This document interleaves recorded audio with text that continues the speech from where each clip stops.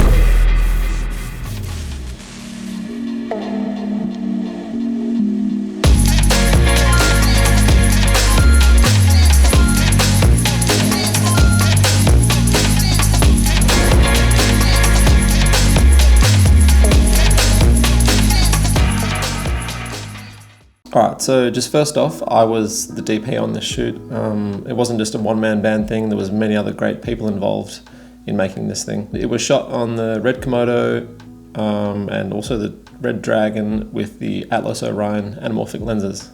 I own those two cameras and the images both match up fine. I think any big log image from a decent camera will match up fine for the majority of things that you're doing. Alright, so someone was asking about the opening scene and the blue hour, how we did that. So this was shot over 2 days and we broke up the opening scene into those 2 evening sort of blue hour times. But it wasn't all just shot in that little 20-minute window where you get the sky like that. A lot of the color was added in post, and when you're shooting a scene like that, you can start as the sun's still up, as long as it's not hitting anywhere in the actual frame or the actors. So we scheduled it, so the first shot we did was this jib shot looking down, and you can see that the sun is still up and it's hitting the background, but it's not hitting the part of the shot that we were doing. And then you can just bring the levels down in post and add some more blue. And the same for a few other shots, like this one of him riding the bike. Alright, and someone else was asking about the tracking shots on the bike, how we did those along. I mean, it was pretty low budget. We just shot out the side of a van. We tried a few different approaches to get it working good. We had a rickshaw, which I was sitting on, which is like a little two-wheeled cart thing that someone pushes, but it was easier just to get in the car and shoot out the side of the door. Someone was asking about the pre-production planning something like this and the budget.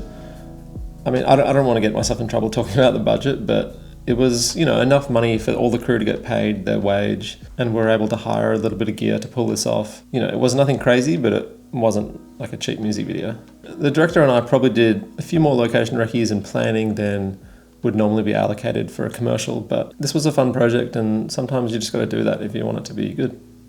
So for the pre-production, we spent a bit of time trying to find the right location with places around it that we could film the whole thing, so we didn't have to travel very far.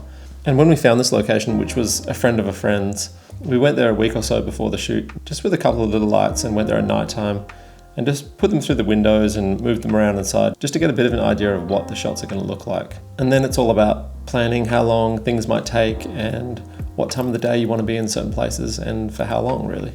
So this kind of falls under planning as well. We had the jib and the jib operator for a few hours, so we tried to get as many shots as we needed with the jib in that allocated time. So we got this top-down shot, then this shot of the bike, and one of him going into the house, and then one of him riding down the street and arriving home. And this shot of him arriving home is actually way longer than what's in the edit, but we did a lot of shots like that, but they had to get cut down because it could only be so long. So this was the whole scene of him. He rides down the road, he goes into the garage. So we lit that with a 600D across the road, shining across the road. And then as he comes into the house, in the garage above here are, I think they were quasar tubes that we put up there. That's it, really. Then also the shot of him dropping the bike was much longer too. He drops the bike, then he walks down the side, goes up the stairs and enters in the room. But there was just not enough time to get all of it in. And then a few people are asking about the different lighting states in the bedroom.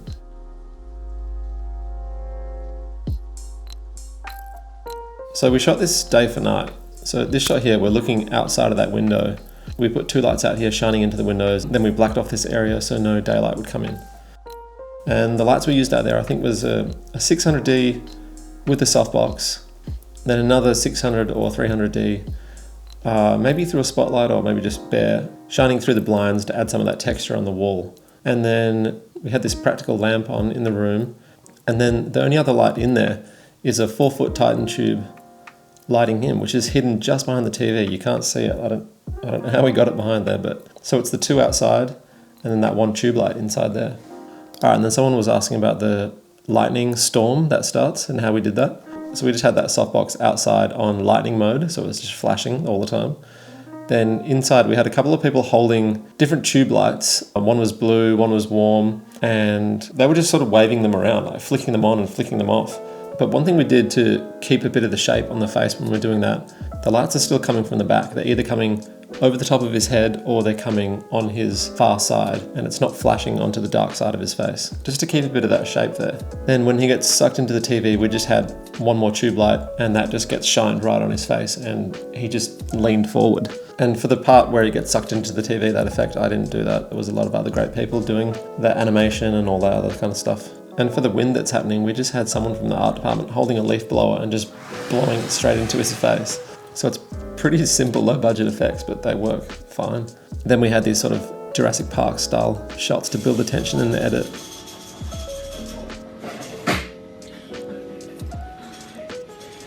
So this outside shot here was done just after we did that shot of him riding his bike into the house. So we had the tube lights still in the garage lighting that, and then we had just outside a frame on the right hand side, 1x1 panel really high up on a combo stand, shining and lighting that tree, just to boost up the level a little bit.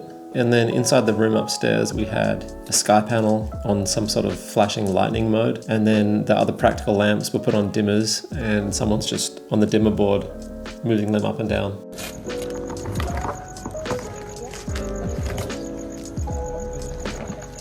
What else? So for this shot of the shoes, we just had that 4-foot Titan tube above them and then another Titan tube on blue at the back. The same for this TV shot here. This was just 1 Titan tube on the left, which is warm, and then blue one above on the TV. And then the lightning mode on the light outside still flashing away.